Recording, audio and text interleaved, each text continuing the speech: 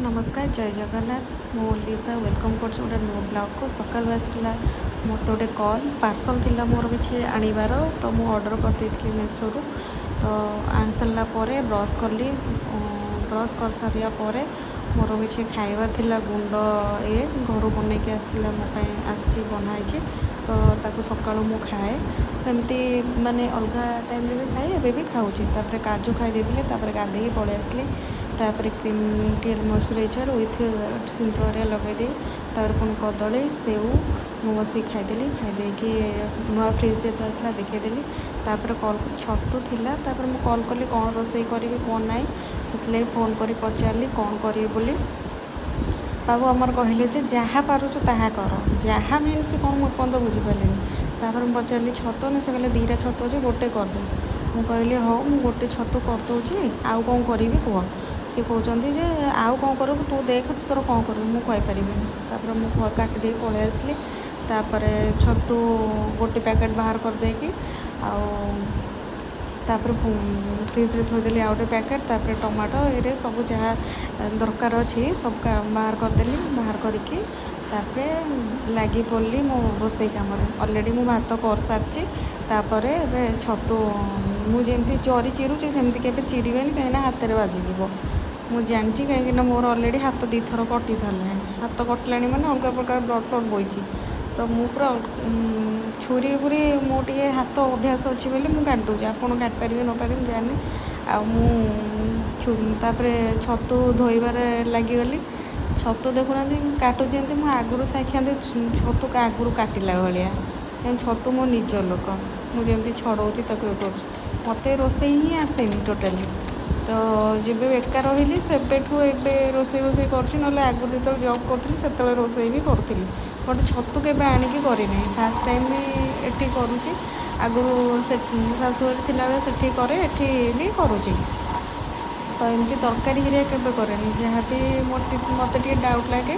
मो घरे मो नानी हरिया फोन करके कहीदिए जे कौन केमी कौन करी यहाँ पकईनी केमती पकईबी कौन से मत बुझे दिखती कि यहाँ पका से पका आटा आगे छतु धोईदेली भलसे तापर टे स्टाइल मारिकी छुरी रे काटिया गली किंतु मो द्वारा है ना जेहेतु मु ओडिया खांटी ओडिया टोटाली है मुझे हे को किए कर मोर हाथ में चलनी मो हाथ बहुत स्पीड मो हाथ में तापर कर चलि आप कंटिन्यू रुहतु देखूँ मु कौन करुँची।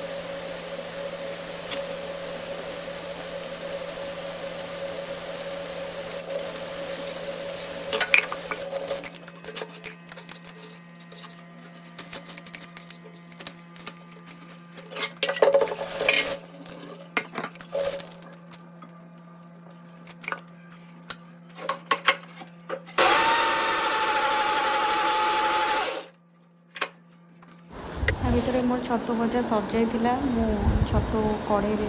କାଢ଼ିଦେଲି। ଛତୁ ଭଜାଟା ଦେଖେଇଦେବି ଆପଣଙ୍କୁ କେମିତି ଭାଜିଥିଲି, ଆଗକୁ ପ୍ରୋସେସ୍ର ଅଛି। ତ ଏବେ ଦେଖନ୍ତୁ ମୁଁ ତାପରେ ତରକାରୀ କରିବି। ଫାଷ୍ଟ ମୁଁ ମସଲା ରେଡ଼ି କରିଦେଇ ତାପରେ ଛତୁ ମାନେ ଭଜାଭଜି କରିସାରି କରିଦେଇଥିଲି। ଯେହେତୁ ଏକା ମୋ ପାଖରେ କେହି ନାହାନ୍ତି ତ ମୋତେ ବି 12:30 ଭିତରେ ମୋତେ କାମ ସାରିବାର ଅଛି, କାହିଁକିନା ସେ ଅଫିସରୁ ଆସିଲେ ଖାଇବେ ବୋଲି। ତ ତାପରେ ମୁଁ ଟିକେ ଭିଡ଼ିଓଟି ଯଦି ଭଲ ଲାଗିଥିବ ଲାଇକ୍ ଆଣ୍ଡ ସବସ୍କ୍ରାଇବ୍